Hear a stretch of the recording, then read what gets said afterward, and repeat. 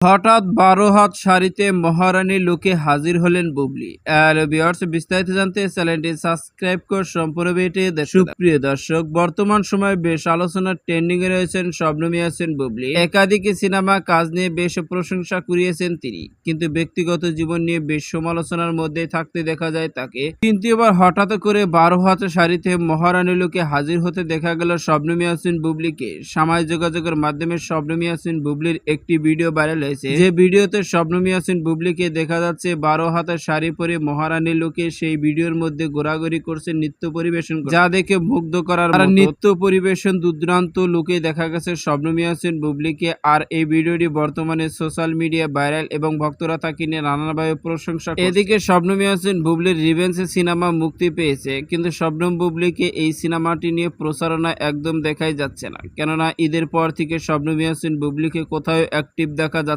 না থাকছেন ফেসবুকে, না থাকছেন কোনো ইন্টারভিউ। কিন্তু হঠাৎ করে শবনম ইয়াসমিন বুবলির হলোটা কি, এই নিয়ে চলছে সোশ্যাল মিডিয়ায় নানা রকম এক ধরনের আলোচনা। তো সুপ্রিয় দর্শক, ভিডিওটি আপনার কাছে ভালো লাগলে একটা লাইক, নতুন ভিডিও আপডেট পেতে চ্যানেলটি সাবস্ক্রাইব করুন। অসংখ্য ধন্যবাদ পুরো ভিডিও উপভোগ করার জন্য।